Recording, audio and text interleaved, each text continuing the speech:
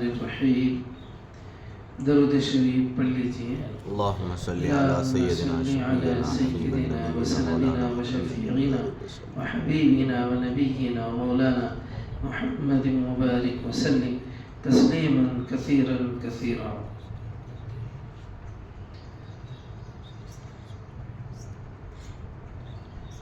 جیسے آپ نے گزشتہ دنوں میں نبی علیہ السلام کے لیے آپ کی ایک صحابیہ رضی اللہ عنہا نے اللہ کے رسول علیہ السلام کے اس طرح تنہا رہنا، اور آپ جو ہے اپنے چھوٹے چھوٹے بچے تھے حضرت خدیجۃ الکبریٰ سے، اور آپ ایک طرف اللہ کے بندوں کو اللہ کی طرف بلا رہے ہیں تو دوسری طرف گھر میں بچوں کی ذمہ داری. 4 بچیاں اللہ کے نبی علیہ السلام کے پاس ہیں. تو حضرت خولہ رضی اللہ تعالیٰ عنہ پر قربان جائے کہ حضرت خولہ نے نبی علیہ السلام کے اس غم یعنی کہ اس حالت کو محسوس کیا، اور انہوں نے خود نبی علیہ السلام کی خدمت میں پہنچ کر کے آپ کو جو ہے نکاح کرنے کی ترغیب دی، اور آپ علیہ السلام نے بھی جو ہے اس کو مان لیا، اور آپ نے بھی جو ہے اجازت دے دی. تو پھر حضرت خولہ رضی اللہ تعالیٰ عنہ نے حضرت عائشہ رضی اللہ عنہ کو اور حضرت سودا رضی اللہ تعالیٰ عنہ کو تیار فرمایا، اور ان کے خاندانوں سے بات کر کے. تو وہ آپ نے گزشتہ دنوں میں سنا تھا. آگے سنیے. مشرکوں کی زیادتیاں پورے شباب پر تھیں، کیونکہ ابو طالب کی وفات ہوئی تو قریش نے عہد کیا تھا محمد صلی اللہ علیہ وسلم کو اس وقت تک ستاتے رہیں گے جب تک وہ اپنی دعوت سے باز نہ آ جائیں، یا ہماری تلواریں ان کے خون سے سیراب نہ ہو جائیں. ساتھیوں کا بھی ناک میں دم کیے رہے جب تک وہ اسلام سے بیزار نہ ہو جائیں اور پھر آبائی دین کی طرف پلٹ نہ آئیں، تب تک ہم انہیں ستاتے رہیں گے. نبوت کا یہ 10واں سال تھا. شوال کا مہینہ تھا.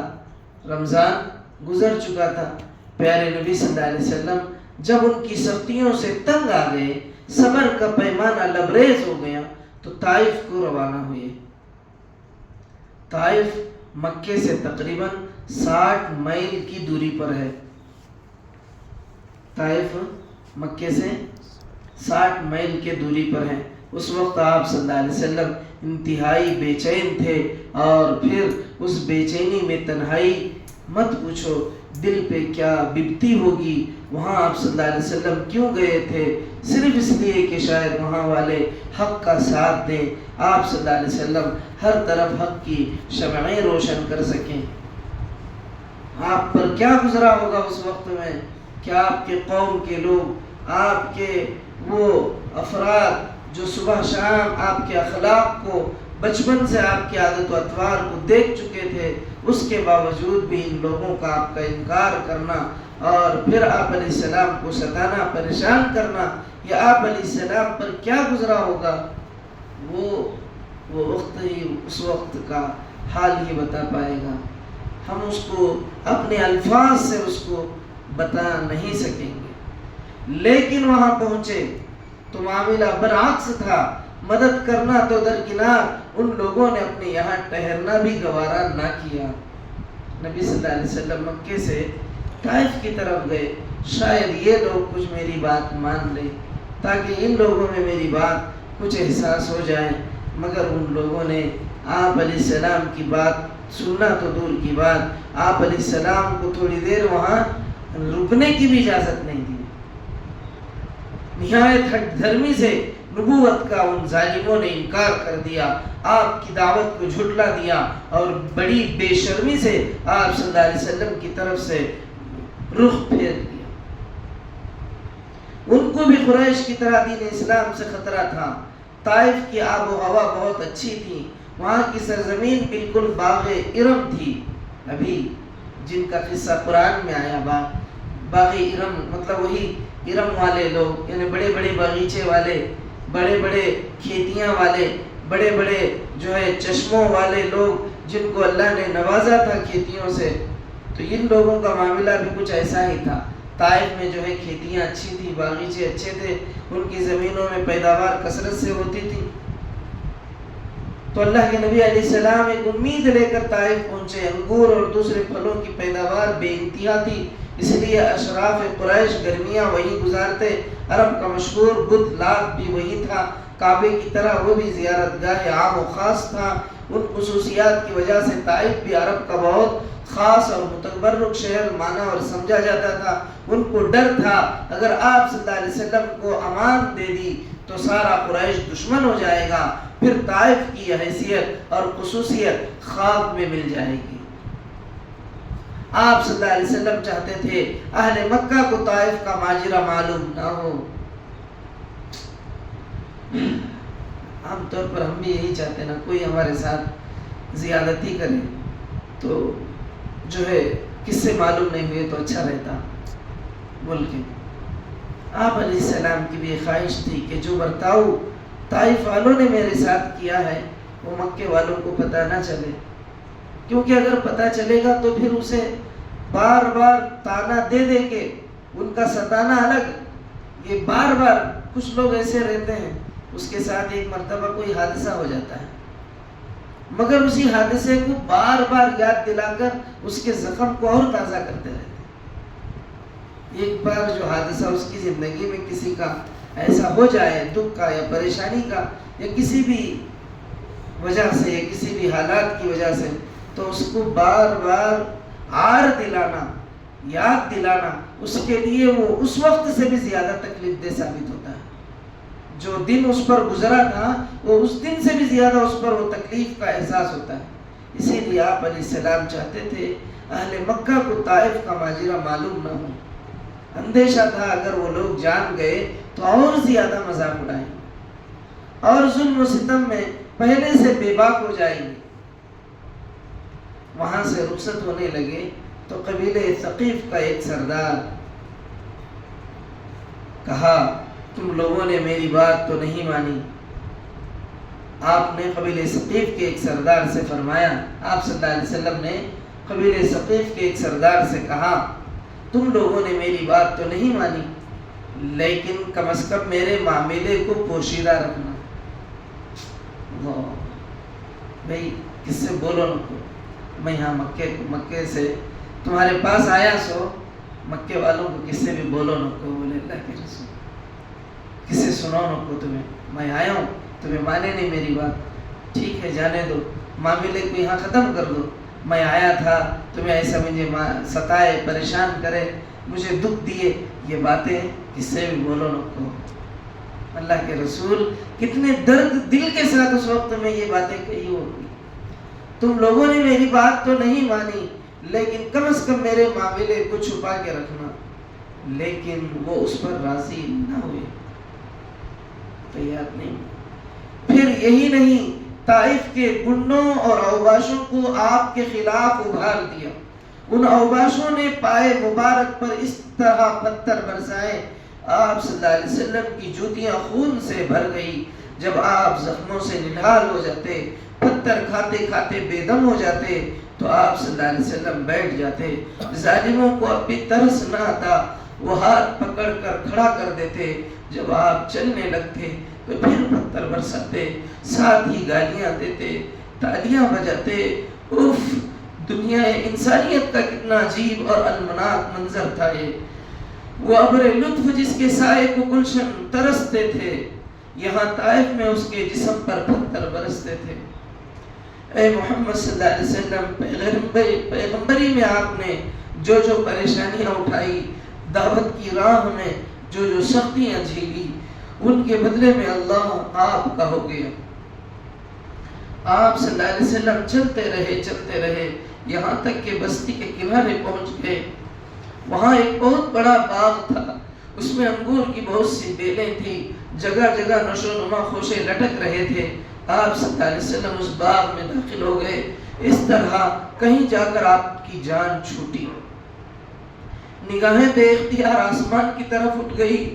آپ صلی اللہ علیہ وسلم مولا سے گڑ گڑانے لگے، اپنی بے بسی کی فریاد کرنے لگے کہ اس کی رحمت کو جوش آیا. اور آپ صلی اللہ علیہ وسلم کو اپنے دامن میں لے لیے.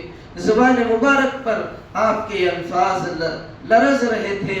اللہم الیک اشکو ضعف قوتی وقلت حیلتی وہو عنی علی الناس. خدایا میں اپنی بے بسی، بے چارگی اور لوگوں میں بے وقاتی کی فریاد تجھ سے کرتا ہوں. یا ارحم الراحمین انت رب المستضعفین وانت ربی. اے رحمت کے بادشاہ، تو کمزوروں کا رب ہے، تو ہی میرا بھی رب ہے. الی من تکلنی الی بعیدی یتوجہنی او الی عدو ملکتی امری. تو مجھے کس کے حوالے کر رہا ہے؟ کہ کسی بیگانے کے جو مجھے دیکھ کر تیوری چڑھائے، یا کسی دشمن کے جس کو تو نے مجھ پر قابو دے دیا ہو. ان لم یکن بک علی غضبی فلا ابالی. خدایا اگر تو مجھ سے ناراض نہیں تو پھر مجھے کوئی پرواہ نہیں. ولیکن عافیتک اوسع لی، لیکن تیری عافیت میرے لیے زیادہ آرام دہ ہے. اعوذ بنور وجهک الذی اشرقت له الظلمات وصلی علیہ امر الدنیا والآخرہ. میں پناہ چاہتا ہوں تیرے چہرے کے نور سے جس سے ساری تاریکیاں کافور ہو گئی اور جس پر دونوں جہانوں کا نظام قائم ہے. من انت ان تنزل بغضبک او تحل علی سخطک. میں پناہ چاہتا ہوں اس بات سے کہ مجھ پر تیرا عتاب ہو یا تو مجھ سے روٹھ جائے. لک العتبی حتی ترضی. جب تک تو خوش نہ ہو جائے تجھے منایا جانا ناگزیر ہے. ولا حول ولا قوت الا بک. ساری طاقتیں اور ساری تدبیریں تیرے ہی ہاتھ میں ہیں. یہ باغ جس میں آ کر آپ صلی اللہ علیہ وسلم ٹھہرے تھے، آپ کی زبان سے یہ الفاظ نکل پڑے تھے. یہ دو آدمیوں کا تھا یہ باغیچہ جس میں آپ رکے تھے. وہ دونوں سگے بھائی تھے. ایک کا نام عتبہ تھا، دوسرے کا شیبہ. یہ ربیعہ کے بیٹے تھے. دونوں نے اپنی آنکھوں سے سارا ماجرا دیکھا تھا. وہ دردناک منظر ان کی نگاہوں میں تھا جب قوم کے گنڈے آپ پر پتھراؤ کر رہے تھے اور آپ خون میں نہائے ہوئے بڑی بے کسی اور بے قراری کے عالم میں آگے بڑھ رہے تھے. دونوں کو بڑا ترس آیا آپ کی مظلومی پر. ان کا دل بھر آیا. فوراً عیسائی غلام کو آواز دی، اس باغ سے انگور کا خوشہ توڑو اور ایک پلیٹ میں لے جا کر اس آدمی کو دو، کہو اسے کھا لے. اس نے حکم کی تعمیل کی. وہ انگور لے کر آپ صلی اللہ علیہ وسلم کے پاس آیا، سامنے رکھتے ہوئے بولا اسے کھا لیجئے. آپ صلی اللہ علیہ وسلم نے بسم اللہ الرحمن الرحیم کہتے ہوئے ہاتھ بڑھایا اور کھانے لگے. اور اس ہکا بکا سا ہو گیا. حیران ہو کر بولا خدا کی قسم یہاں تو کبھی کسی زبان سے اس طرح کا فقرہ میں نے نہیں سنا. حضور تم کون ہو، کہاں کے رہنے والے ہو اور کس مذہب کے پیرو ہو؟ جو غلام تھا اس میں نینوا کا رہنے والا ہوں، عیسائی مذہب کا پیروکار ہوں. نام میرا عداس ہے. نام اس کا عداس تھا یا عداس ہوگا.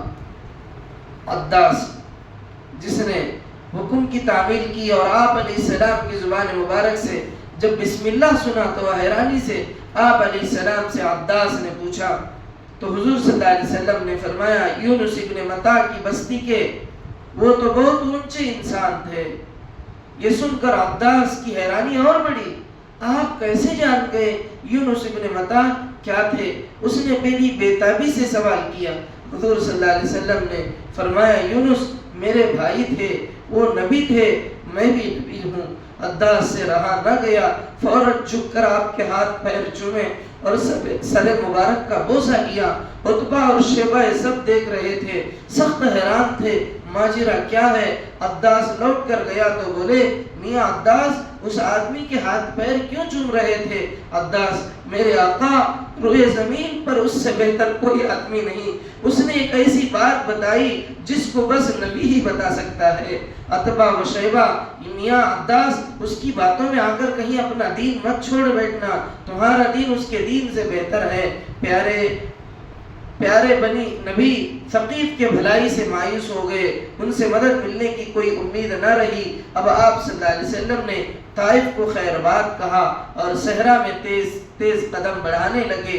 آپ صلی اللہ علیہ وسلم کا رخ مکے کی طرف تھا، وہی مکہ جس کو قوم سے عاجز آ کر آپ نے الوداع کہا تھا، اور اس آرزو میں نکلے تھے کہ اس کے علاوہ کوئی اور پناہ گاہ مل جائے، کہیں اور سے مدد مل جائے کہ یہاں کی مظلومی اور بے کسی کا بدل بن سکے، لیکن آپ صلی اللہ علیہ وسلم کی آرزو بر نہ آئی۔